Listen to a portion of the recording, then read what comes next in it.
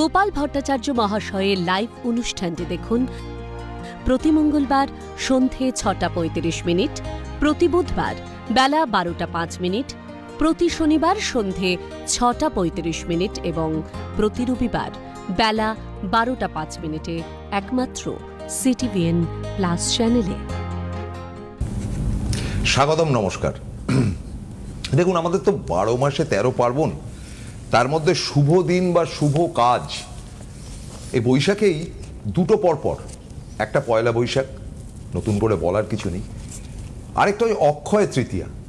আপনারা বিশ্বাস করুন, অক্ষয় তৃতীয়ার সম্বন্ধে আমাকে এত ভিন্ন মত বলেছে, কোনোটা আমার কাছে খুব একটা মন পছন্দ হয়নি।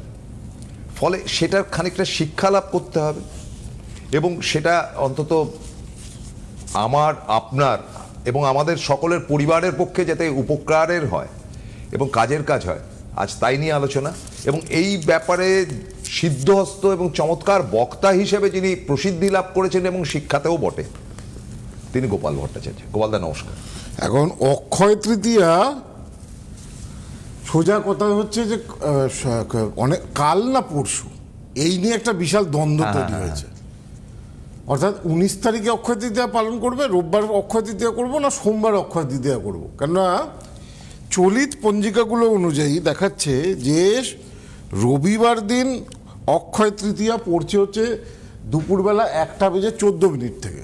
আচ্ছা, মানে কালকে চলিত পাঁজি অনুযায়ী অক্ষয় তৃতীয়া দুপুরবেলা 1:14 থেকে পড়ছে এবং পরের দিন অর্থাৎ কি বলে সোমবার অক্ষয় তৃতীয়া বেলা 10:53 পর্যন্ত চলবে। 10:53? হ্যাঁ, সকাল 10:53 পর্যন্ত তৃতীয়া তিথিটা থাকবে। অক্ষয় তৃতীয়া, অক্ষয় মানে যার কোনো ক্ষয় নেই। হ্যাঁ, তো এটার সাজেশনটা আপনার কি?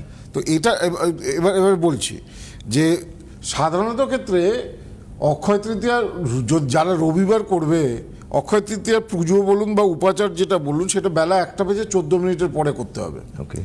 আর যদি অক্ষয় তৃতীয়ার সোমবার দিনকে করেন, মানে অর্থাৎ কি বলে 10:53 20 তারিখে করেন, তাহলে পুজোটা 10:53 মধ্যে 53 আগে করতে হবে। তাহলে এই জন্য এবারে অক্ষয় তৃতীয়া কিন্তু 2 দিনই পড়েছে। 19 তারিখও অক্ষয় তৃতীয়ার অনেক জায়গায় পুজো হবে, অর্থাৎ আগামীকাল থেকে অক্ষয় তৃতীয়া পড়ে যাচ্ছে।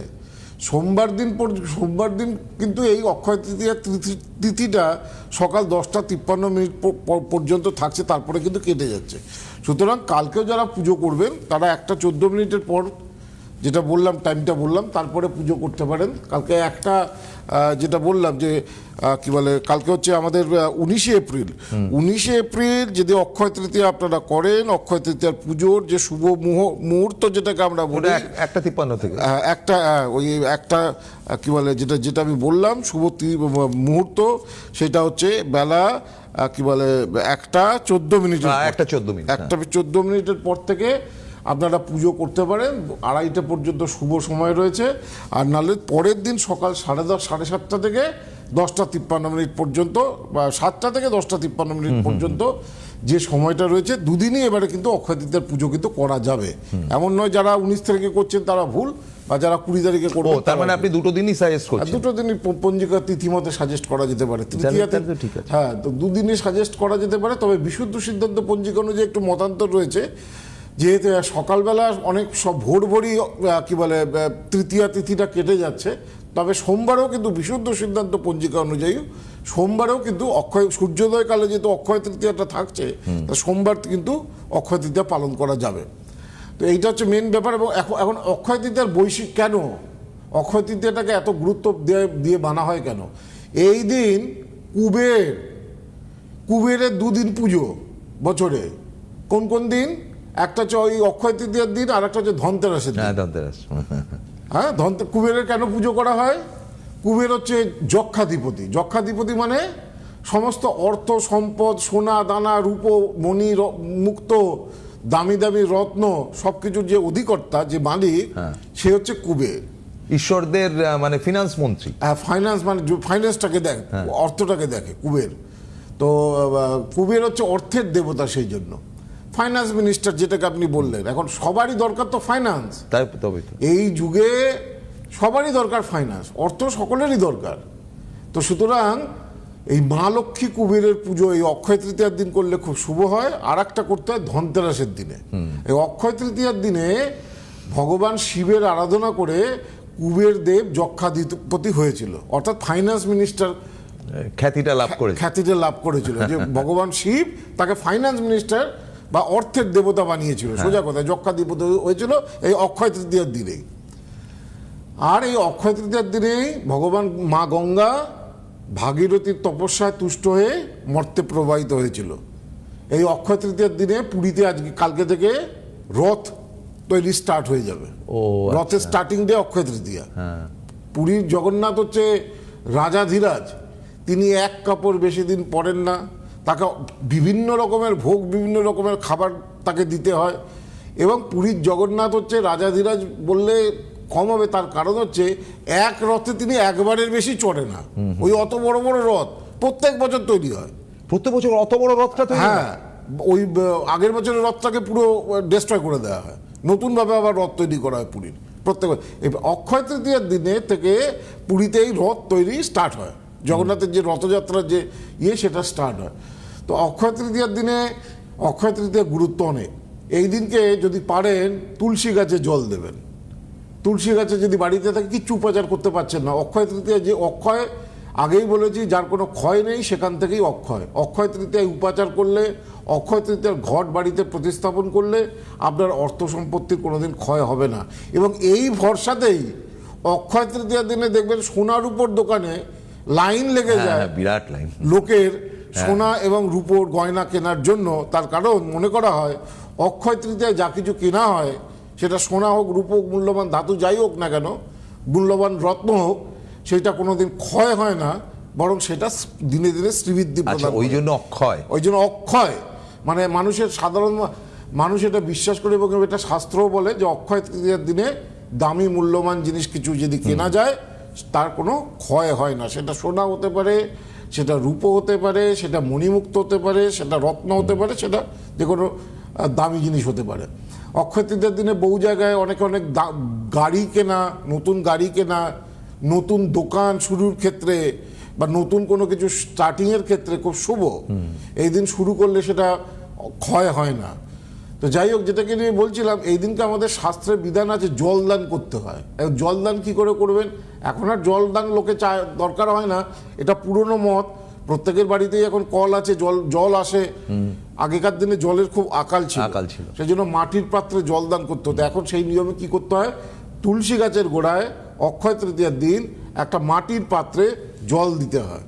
তুলসী গাছের গোড়ায় মাটির পাত্রে যদি অক্ষয় তৃতীয়ার দিন অর্থাৎ কালকে বা সোমবার দিন যদি জল প্রদান করা যায়, তাহলে আপনার নাম, সম্মান, খ্যাতি, প্রতিপত্তি এগুলো দিনে দিনে বৃদ্ধিপ্রাপ্ত হয়। তো তুলসী গাছের গোড়ায় যদি পারেন মাটির পাত্রে জল দেবেন, নাহলে একটা 10-এর পর, একটা 14-র পর, একটা 14-র পর, হ্যাঁ, একটা 14-র পরে, নাহলে পরের দিন সকালবেলা, হ্যাঁ সোমবার দিনকে সকালবেলা। দুদিনই অক্ষয় তৃতীয়া পালন করা, দুদিনই অক্ষয় তৃতীয়া হবে, যেহেতু অক্ষয় তৃতীয়ার তিথিটাই সেরকম পড়েছে আর কি। দুদিন যারা করবে তাতে কোনো দোষ নেই, একদিনই করতে হবে এমন কোনো কথা নেই। এবার তিথিটা দুদিনেই পাওয়া যাচ্ছে, তবে অনেকে সূর্যোদয়ের সময়কালটা বেশি প্রেফার করে, অর্থাৎ সূর্যোদয়ের সময় যে তিথিটা থাকে সেইটার দিনটাই প্রাধান্যতা দেয়। সেই হিসেবে অক্ষয় তৃতীয়া কিন্তু সোমবারে অর্থাৎ 20 তারিখে কিন্তু অ্যাপ্রোপ্রিয়েট পালনের দিন। তো যাই হোক, যেটাকে নিয়ে বলছিলাম, এই দিনকে ভগবান শিবকে জলের সঙ্গে জব একটু মিশিয়ে দেবেন। এই দিনকে যারা ব্রাহ্মণ ছাড়া তো নারায়ণ পুজো করে না, পুরুষরা ছাড়া ভগবান নারায়ণ পুজো করেন, তবে নারায়ণের যদি ছবিও থাকে তুলসীর সঙ্গে জব দিয়ে ভগবান নারায়ণের, ভগবান শ্রীকৃষ্ণ, যদি আপনার বাড়িতে গোপাল থাকে, যদি আপনার বাড়িতে রাধাকৃষ্ণ থাকে, গোপাল বা রাধাকৃষ্ণ সবার বাড়িতে থাকে, তুলসী পাতার সঙ্গে জব দিয়ে অক্ষয় তৃতীয়ার দিনে পুজো দেবেন। মানে গোপালের জানেন তো কিভাবে তুলসী দিতে হয়, হাতে দুটো, এই যে এক হাতে নাড়ু থাকে, এক হাতটা পেতে থাকে, দুই হাতে দুটো, বুকে একটা আর পায়ে দুটো, 5টা তুলসী গোপালকে মাছ দিতে হয়। আড়াই প্যাচে আড়াই তুলসী প্রদানকালে কখনোই এই আঙুলটা ব্যবহার হয় না, এই আঙুল ধরে আড়াই প্যাচ প্রদক্ষিণ করে তুলসী গোপালকে বা নারায়ণকে দিতে হয়। জব দিয়ে তুলসী দেবেন না, গোপালকে, যাদের বাড়িতে কালকে গোপাল আছে, একটা করে জবের দানা সেটাকে দিয়ে গোপালকে কালকে তুলসী দেবেন। জব দিয়ে তুলসী দিলে আপনার সমৃদ্ধি বৃদ্ধিপ্রাপ্ত হয় অক্ষয় তৃতীয়ার দিনে। বা ভগবান শিবকে যারা বাড়িতে শিবলিঙ্গ রয়েছে, যারা ভগবান শিবকে যারা স্নান করান, তারা অক্ষয় তৃতীয়ার দিন অ্যাটলিস্ট একটা জব দিয়ে এদিন পুজো করার বিধান রয়েছে শিবকে। অক্ষয় তৃতীয়ার দিনে শিবের পুজো হবে, অক্ষয় তৃতীয়ার দিনে মা লক্ষ্মীর পুজো হবে, অক্ষয় তৃতীয়ার দিনে নারায়ণের পুজো হবে, অক্ষয় তৃতীয়ার দিনে মা লক্ষ্মীর পুজো হবে, কুবেরের পুজো হবে। যাদের বাড়িতে কুবেরের পুজো রয়েছে তারা কুবেরকে এদিনকে হলুদ গাঁদা ফুল দিয়ে পুজো করবেন। কুবেরের যে মূর্তি রয়েছে, হ্যাঁ, দই দেবেন, কলা দেবেন, যদি পারেন হলুদ লাড্ডু দেবেন, ঘিয়ের লাড্ডু যেটাকে বলা হয়, হ্যাঁ, এইটা দিয়ে পুজো দেবেন। কি বলে, মা লক্ষ্মীর পুজো দেবেন এবং অক্ষয় ঘট স্থাপন করবেন। অক্ষয় ঘট কি? অক্ষয় ঘট মানে হচ্ছে একটা লক্ষ্মীর ভাণ্ডার। আমরা যেমন বলি যে মাটির আগে আমরা বলছি ভাঁড়ে টাকা জমাতাম না, সেই টাকা জমানোর একটা ভাঁড় কিনবেন আজ বা কাল। এই টাকা জমানোর ভাঁড় কিনে সেই টাকা জমানোর ভাঁড়ে 5টা ফোঁটা দেবেন সিঁদুরের, 5টা ফোঁটা দেবেন হলুদের, আর দিয়ে সেটাকে একটা হলুদ কাপড় দিয়ে মুড়বেন। মুড়ে যে কোনো একটা ঠাকুরের সিংহাসনে অক্ষয় তৃতীয়ার দিনে শুরু করবেন। আর তার মধ্যে 5 টাকা, 10 টাকা, 50 টাকা, 100 টাকা করে ওই জমাতে থাকবেন সারা বছর। পরের বছরে আবার ওই ঘরটা ভরে গেলে আবার নতুন ঘট অক্ষয় তৃতীয়ার দিনে করবেন। এতে অক্ষয় তৃতীয়ার দিন এটাকে বলে অক্ষয় ঘট, এবং অক্ষয় ঘটের নিচে একটা বেলপাতার উপরে দূর্ব দিয়ে এই অক্ষয় ঘটটাকে বসাবেন। বসে কি বললাম বুঝতে পেরেছেন? যেখানে আমরা মাটির, এখন উঠেছে পিগি ব্যাংক, আমরা আগে বলতাম মাটির ভাঁড়। সেখানে আমরা আগে দেখতাম সবাই মায়েরা ইত্যাদিরা যে টাকা বাঁচতো 5 টাকা 10 টাকা, এখনও অনেকে বাড়িতে করে 5 টাকা 10 টাকা ভাঁড়ে জমাতো এবং প্রয়োজনের সময় সেই ভাঁড়টা ভেঙে সেই টাকা পয়সা কাজে লাগাতো।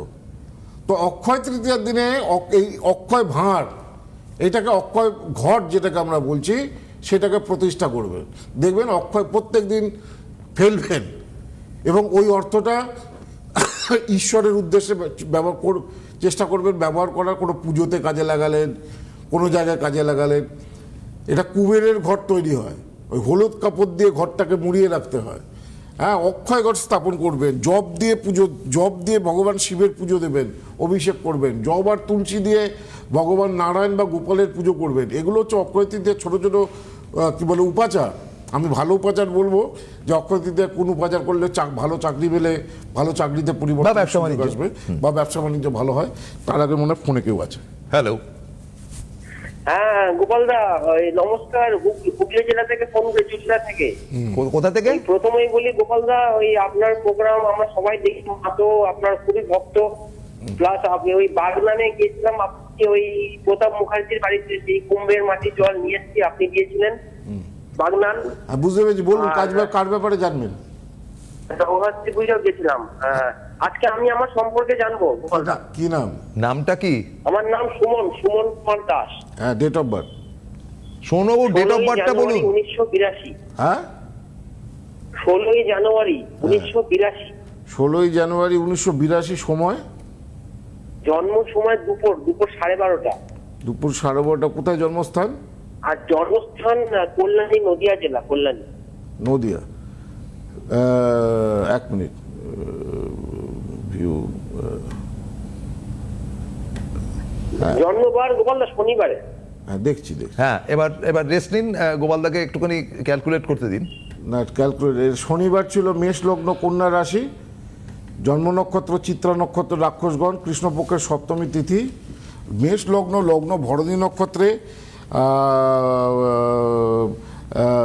ভরণী নক্ষত্রে থাকলে বাড়ির সকলকে, মানে তোমার উপরে বাড়ির সবাই ফ্যামিলির লোকেরা খুব ডিপেন্ডেবল হবে, তাদেরকে ভরণ পোষণ করতে হবে, সোজা কথা। রবি উত্তরাষাঢ়া নক্ষত্রে, বুধ শ্রবণা নক্ষত্রে, শুক্র শ্রবণা নক্ষত্রে, মঙ্গল হস্তা নক্ষত্রে। একাধিকবার চাকরির চেঞ্জ হবে। হ্যাঁ, এক চাকরিতে স্থায়িত্ব আসতে চাইবে না, একাধিকবার চাকরির চেঞ্জ হবে। বৃহস্পতি সাথী নক্ষত্রে রয়েছে। কি বললাম বুঝেছো? একদম গোপালদা, আপনার কথা বেদ বাক্য, আপনি যা বলেছেন একদম সঠিক। না, বেদ বাক্য নয়, বেদ বাক্য বলে কোনো কথা হয় না, ওটা বাদ বাক্য হবে। বেদ মানে কথা, মানে বেদ বাক্য আবার কি? ওই যে বেদের বাক্য, এই লাইনে চলে কেউ কেউ। হ্যাঁ, বেদ বাক্য মানে বেদের বাক্য। না না, লাইনে বেদের বাক্য মানে কি? বেদের বাক্য মানে কি? বেদের বাক্য মানে কি? সেটা খুব সেটা সত্যি। বেদের বাক্য মানে বেদের বাক্য মানে হচ্ছে ভগবানদের আরাধনার করা যে মন্ত্র, সেইটাই হচ্ছে বেদ বাক্য। হ্যাঁ, ভগবানদের আরাধনা করা, স্তুতি যে মন্ত্রটা করা, সেটাই বেদ যেই বাক্য। মন্ত্র সেটাই হচ্ছে বেদ বাক্য, তার বাইরে কিছু নয়। হ্যাঁ, বেদ বাক্য মানে আমি তো তোমাকে মন্ত্র বলছি না, আমি তোমাকে প্রেডিকশন করছি। প্রেডিকশন নট বেদ বাক্য হতে পারে না। হ্যাঁ, হ্যাঁ। বেদ বাক্য মানে বেদের বাক্য কি? বেদে কি বলেছে? যে ভগবান নারায়ণকে তাকে প্রশংসা করেছে, ইন্দ্রকে প্রশংসা করেছে, ঋগ্বেদে, সামবেদে, যজুর্বেদে, অথর্ববেদে, সেটাই হচ্ছে বেদের বাক্য। তো যাই হোক, এগুলো ভুল কনসেপ্ট।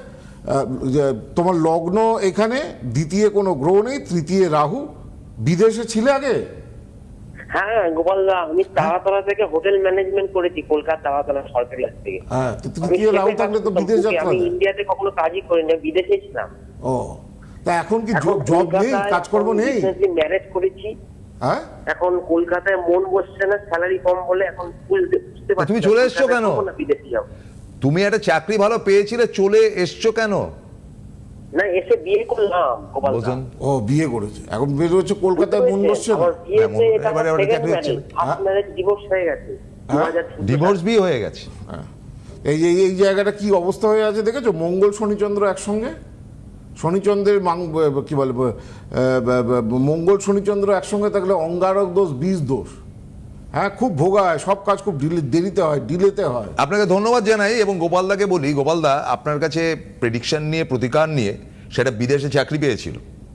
কথার কথা বলি, সে চাকরিটাকে সে অবহেলার সঙ্গে পরিত্যাগ করে দেশে ফিরে আবার গোপালদার কাছে এসে, গোপালদা আবার একটা পাইয়ে দিন।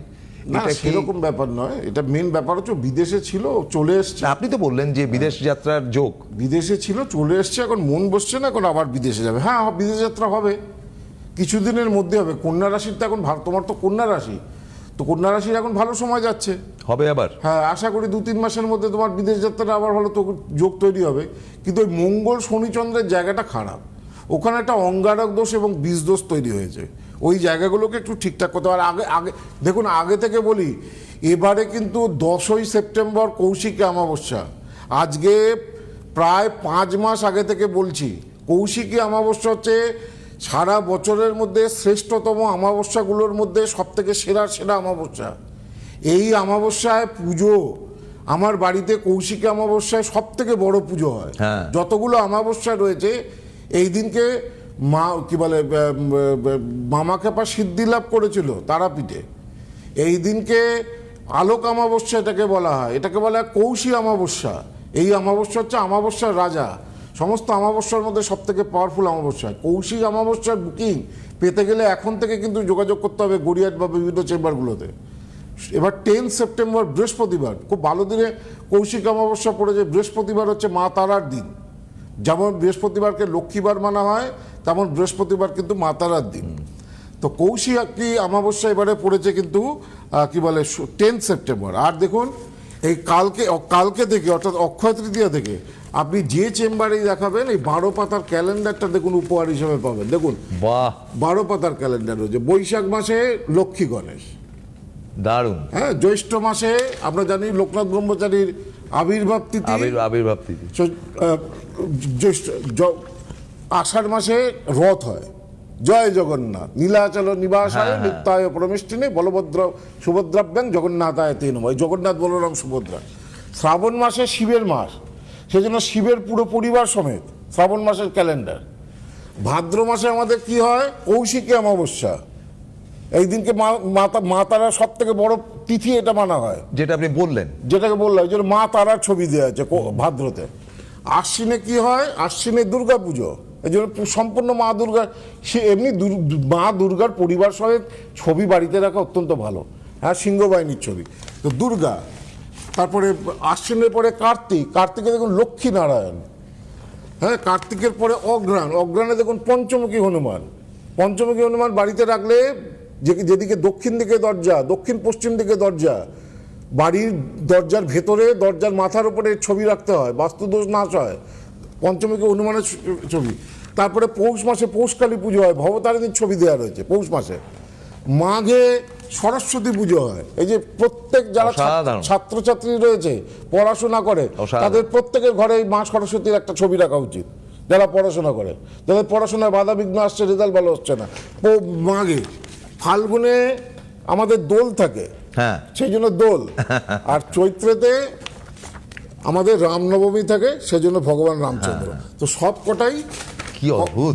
12 পাতার এই ক্যালেন্ডারটা এবং সঙ্গে মিষ্টির প্যাকেট, ফুল মিষ্টির প্যাকেট, এইটা এখন যে চেম্বারেই দেখাবেন সেই চেম্বারে উপহার হিসেবে পাবেন। সঙ্গে সম্পূর্ণ লাইভ পুষ্টি, তার সঙ্গে যে কীর্তিমুখ, বাড়িতে কীর্তিমুখ, এখনও কীর্তিমুখটা দিচ্ছি, এরপরে বন্ধ হয়ে যাবে আর কয়েকদিন পরে। এবং এটা খুব এক্সপেন্সিভ। হ্যাঁ, এক্সপেন্সিভ, এবং এটা অত্যন্ত শুভ জিনিস বলে। দেখুন, আমার কাছে যারা আসে অনেকে হয়তো বাস্তুর জন্য প্রতিকার করতে পারে না, কিন্তু আপনি যতই নিজের প্রতিকার করুন না কেন, উপাচার করুন না কেন, বাস্তুকে ঠিক না করলে না আপনার ভাগ্য ঠিক হতে চাইবে না। এই কীর্তিমুখ বাড়িতে না রাখলে, বাড়ির গেটের বাইরে না রাখলে, বাড়িতে দেখবেন ঝড় ঝাপটা অশান্তি থামতে চায় না, ঝগড়া কলহ লেগেই থাকে, লোকের হিংসা দেশ। লোকে দেখুন তো ভালো তো লোকে দেখতে পারে না, কারোর যদি ভালো দেখে কিছু বেশিরভাগ লোকই ঈর্ষান্বিত হয়। তো এইগুলো টুকটাক কালা জাদু যদি আপনার এগেস্টে কেউ করে, সেগুলো কোনো কার্যকর হয় না। কীর্তিমুখ হচ্ছে ভগবান শিবের অনুচর, এর মাথার উপরে গণেশ রয়েছেন। হ্যাঁ, তো এই কীর্তিমুখটা শনিবার বা মঙ্গলবারে এটাকে বাড়ির মেন দরজায় টাঙাতে হয়। কামধেনু বাড়িতে রাখলে প্রভূত আর্থিক উন্নতি হয়, পুরো মেটালের তৈরি। দেখুন এই কামধেনু কীর্তিমুখ ক্যালেন্ডার এবং সম্পূর্ণ কম্পিউটারাইজ লাইভ প্রেডিকশন পুষ্টি, এটা কিন্তু দেয়া হচ্ছে।